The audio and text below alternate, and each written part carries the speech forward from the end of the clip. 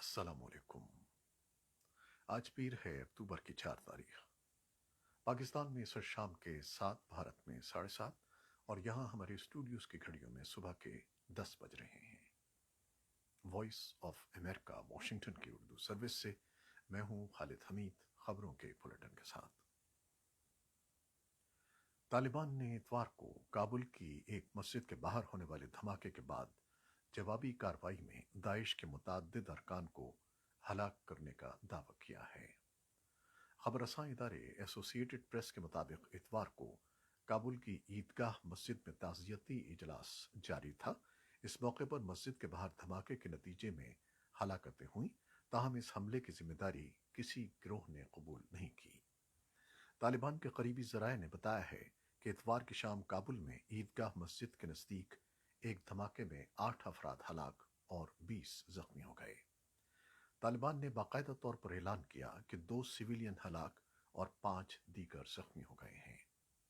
عیدگاہ مسجد کے نزدیک اس دھماکے کے وقت سینکڑوں افراد ذبیح اللہ مجاہد کی والدہ کے ایصال ثواب کے لیے جمع تھے۔ ابھی تک کسی نے حملے کی ذمہ داری قبول نہیں کی ہے۔ طالبان کا کہنا ہے کہ 3 مشتبہ افراد کو اس دھماکے کے سلسلے میں گرفتار کر لیا گیا ہے۔ اسی اثنا میں کابل کے ضلع خیر خانہ میں کم از کم 3 جگہوں پر گزشتہ رات طالبان جنگجوؤں کا داعش خراسان کے ساتھ فائرنگ کا تبادلہ ہوا۔ نائب وزیر ثقافت اور اطلاعات ذبیح اللہ مجاہد نے بتایا کہ طالبان کے خصوصی یونٹ نے داعش خراسان کے کابل میں خفیہ ٹھکانوں پر کارروائی کی، جس کے نتیجے میں داعش جنگجوؤں کی ہلاکتیں ہوئیں۔ اس سے پہلے طالبان نے بتایا تھا کہ داعش خراسان کے 3 جنگجو ہلاک ہوئے۔ یہ علاقہ اب طالبان کے کنٹرول میں ہے۔ طالبان نے یورپی یونین کی خارجہ پالیسی کے سربراہ کے افغانستان میں انسانی تباہی کے بارے میں بیان پر اپنے رد عمل میں کہا ہے کہ انسانی امداد کو سیاست سے دور رکھنا چاہیے۔ ذبیح اللہ مجاہد کے نائب بلال کریمی نے وائس آف امریکہ کو بتایا کہ طالبان کی حکومت اپنے وعدوں پر قائم ہے کہ افغانستان کو دنیا کے کسی بھی ملک کے خلاف استعمال نہیں کیا جائے گا۔ اس سے پہلے یورپی یونین کی خارجہ پالیسی کے سربراہ نے اتوار کو کہا کہ افغانستان کو اپنے معاشی اور سماجی نظاموں کے خاتمے کا سامنا ہے، جس سے انسانی تباہی کا خطرہ ہے۔ جوزف بوریل نے ایک بلاگ پوسٹ میں لکھا کہ بدترین صورتحال سے بچنے کے لیے طالبان کو ان شرائط پر عمل کرنے کی ضرورت ہوگی جو مزید بین الاقوامی امداد کے حصول کو یقینی بنا سکیں۔ 27 ملکوں کی یورپی یونین نے طالبان کے اقتدار سنبھالنے کے بعد سے افغانستان کے لیے اپنی فلاحی امداد میں اضافہ کیا ہے، لیکن اس کی ترقیاتی امداد کو روک دیا ہے۔ بوریل نے کہا کہ یورپی یونین کے اقدامات کا انحصار نئے افغان حکام کے رویے پر ہوگا اور تعلقات کو دوبارہ شروع کرنے کے لیے انسانی حقوق سمیت صورتحال کو بہتر بنانے کی ضرورت ہوگی۔ افغان جرنلسٹس یونین نے اتوار کو ایک رپورٹ شائع کی ہے جس کے مطابق سابق صدر اشرف غنی کی حکومت کے خاتمے کے بعد افغانستان میں ذرائع ابلاغ کے کئی اداروں نے یا تو کام بند کر دیا ہے یا پھر انہیں اپنے آپریشنز جاری رکھنے میں انتہائی مشکلات کا سامنا کرنا پڑ رہا ہے۔ رپورٹس کے مطابق افغان یونین آف جرنلسٹس نے یہ رپورٹ ایک ایسے موقع پر جاری کی ہے جب جلال آباد میں ایک صحافی سید معروف سعادت کو 3 دیگر افراد کے ہمراہ قتل کر دیا گیا۔ ان پر حملے کی ذمہ داری فوری طور پر کسی بھی گروہ یا افراد نے قبول نہیں کی ہے۔ حماس کے سیاسی سربراہ اسماعیل ہانیہ نے طالبان حکومت کے قائم مقام وزیر خارجہ امیر متقی سے فون پر بات چیت کی ہے۔ اس بارے میں ان کی ٹویٹ کو ری ٹویٹ کرتے ہوئے ایک طالبان عہدیدار نے کہا کہ فلسطینی ہمارے بھائی ہیں۔ تحقیقاتی صحافت میں معروف صحافیوں کی عالمی تنظیم international consortium of investigative journalists ICIJ Panama papers کے بعد ایک اور بڑے مالیاتی اسکینڈل پینڈورا پیپرز کو سامنے لے آئی ہے، جس میں پاکستان سمیت دنیا کے متعدد موجودہ اور سابق سربراہان مملکت، سیاست دانوں، صنعت کاروں، بیوروکریٹس، ریٹائرڈ فوجی افسران کی آف شور کمپنیاں بتائی جاتی ہیں۔ پاکستان کے وزیر اعظم عمران خان نے اپنے فوری رد عمل میں ایک ٹویٹر پیغام میں کہا ہے کہ ان کی حکومت ان تمام شہریوں کی جانچ پڑتال کرے گی جن کے نام پینڈورا پیپرز میں آئے ہیں۔ تنظیم نے اس بات کی تفصیلات فراہم نہیں کی ہیں کہ اسے یہ معلومات یا ڈیٹا کس طرح حاصل ہوا ہے۔ کل عدم شدت پسند تحریک طالبان پاکستان کی جانب سے وزیر اعظم عمران خان کی مذاکرات کی مشروط پیشکش پر غیر واضح رد عمل کے برعکس شمالی وزیرستان کے سرکردہ جنگجوؤں کے کمانڈر حافظ گل بہادر نے اپنے 7 اہم ساتھیوں کو آئندہ 20 دنوں کے لیے پرامن رہنے کی ہدایت کی ہے۔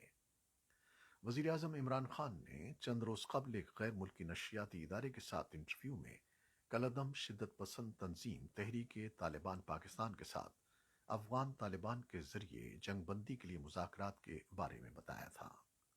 حافظ گل بہادر کا تعلق شمالی وزیرستان کے داوڑ قبیلے سے ہے اور وہ پچھلی 1.5 دہائی سے شمالی وزیرستان کی ایک مسلح تنظیم کا سربراہ ہے۔ اس تنظیم کے ساتھ حکومت نے 5 ستمبر سن 2006 کو ایک معاہدے پر دستخط کیے تھے جو حافظ گل بہادر نے اپریل سن 2014 میں منسوخ کر دیا تھا۔ اس معاہدے کو منسوخ کرنے کے بعد حکومت نے 15 جون 2014 کو شمالی وزیرستان میں موجود مقامی اور غیر ملکی عسکریت پسندوں کے خلاف ضرب عضب کے نام سے فوجی کارروائی شروع کی تھی۔ تجزیہ کاروں کا کہنا ہے کہ وزیر اعظم کے پیشکش کے نتیجے میں بعض شدت پسند گروپوں اور حکومت کے مابین جنگ بندی اور مفاہمت کے واضح امکانات موجود ہیں۔ بھارت میں اتر پردیش کے لکھیم پور کھیری میں اتوار کے روز ریاست کے نائب وزیر اعلیٰ کیشو پرساد موریہ اور مرکزی وزیر مملکت برائے داخلہ اجے مشرا کے دورے کے خلاف کسانوں کے احتجاج کے دوران تشدد پھوٹ پڑا جس میں 8 افراد ہلاک اور متعدد زخمی ہو گئے۔ کسان تنظیموں کا الزام ہے کہ احتجاج کے دوران اجے مشرا کے بیٹے آشیش مشرا کی گاڑی کسانوں پر چڑھا دی گئی جس کے نتیجے میں کسانوں کی ہلاکت ہوئی۔ پولیس نے آشیش مشرا اور کئی دیگر افراد کے خلاف مقدمہ درج کر لیا ہے۔ اجے مشرا نے گاڑی میں اپنے بیٹے کی موجودگی کی تردید کی اور کہا کہ مظاہرین نے کاروں کے قافلے پر حملہ کیا تھا اور 2 گاڑیوں کو جن میں ایک ان کی تھی نظر آتش کر دیا۔ ان کے مطابق ہلاک شدگان میں 3 بی جے پی کے کارکن ہیں۔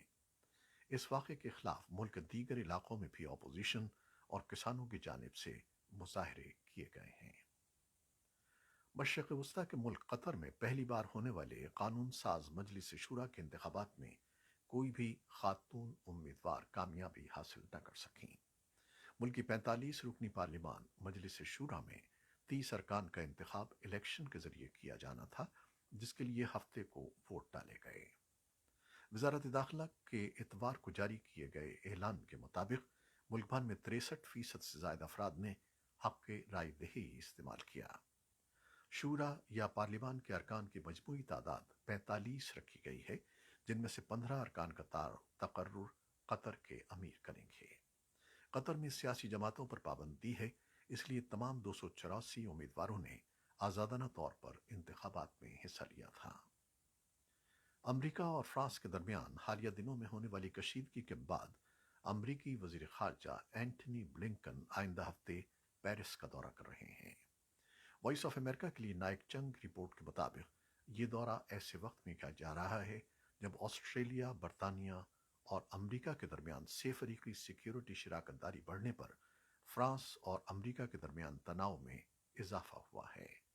مبصرین کا خیال ہے کہ اینٹنی بلنکن جن کے فرانس کے ساتھ مضبوط ذاتی تعلقات ہیں اپنے اس دورے میں امریکہ اور فرانس کے تعلقات بہتر کرنے کی کوشش کریں گے۔ امریکی وزیر خارجہ اپنے دورے میں 5 اور 6 اکتوبر کو ہونے والے اقتصادی تعاون اور ترقی کی تنظیم کے وزارتی کونسل کے اجلاس کی صدارت کریں گے۔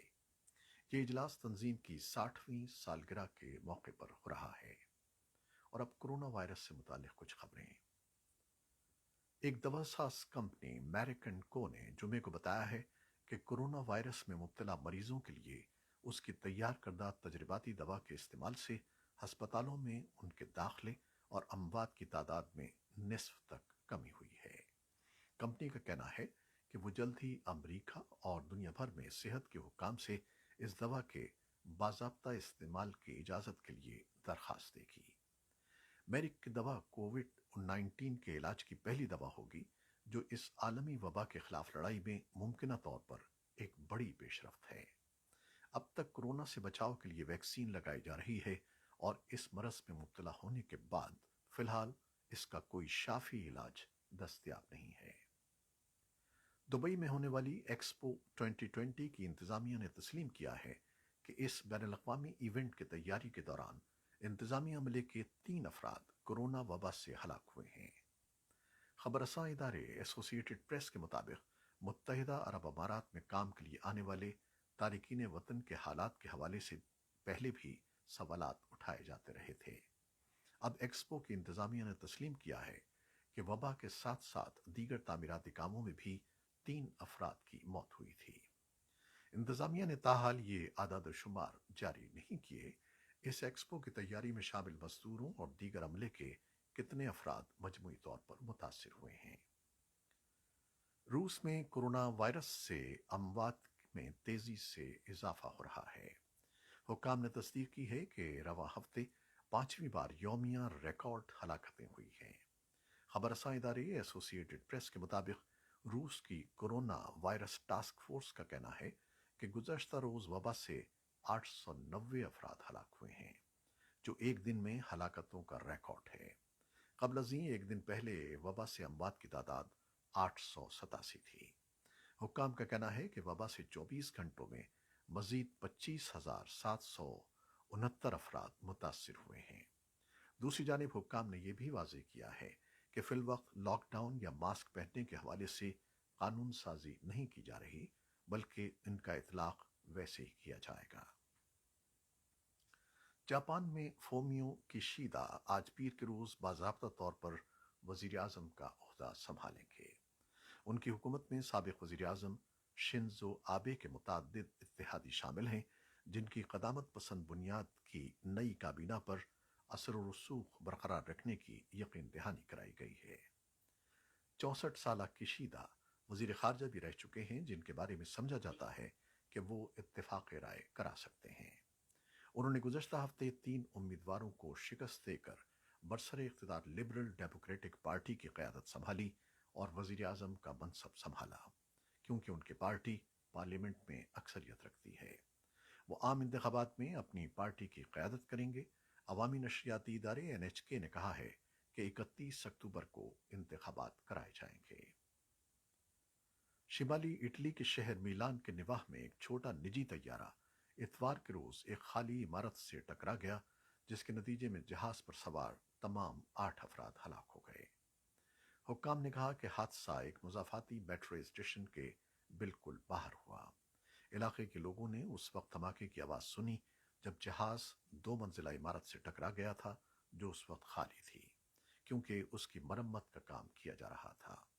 عینی شاہدوں کے مطابق آگ کے شعلے اور دھواں چاروں طرف پھیل گیا اور گلیوں میں کھڑی کئی گاڑیوں میں آگ بھڑک اٹھی، تاہم مزید جانی نقصان کی اطلاع نہیں ملی۔ چین نے مسلسل طاقت کا مظاہرہ کرتے ہوئے تائیوان کی فضا میں 3 درجن سے زائد فوجی طیارے بھیجے۔ خبر رساں ادارے ایسوسی ایٹڈ پریس نے رپورٹ کیا ہے کہ تائیوان کی وزارت دفاع کے مطابق چین کے 39 طیارے تائیوان کی فضائی دفاعی حدود میں 2 گروپس میں داخل ہوئے۔ ایک گروپ دن اور دوسرا رات کے اوقات میں داخل ہوا۔ اس سے قبل جمعے کو چین کے 38 طیاروں نے تائیوان کے جنوبی علاقے میں پرواز کی تھی۔ دوسری جانب تائیوان کے پریمیئر سوزنگ چانگ نے کہا کہ چین نے ہمیشہ ہی شفاقانہ اور جابرانہ اقدامات کے ذریعے علاقائی امن کو خطرے میں ڈالا ہے۔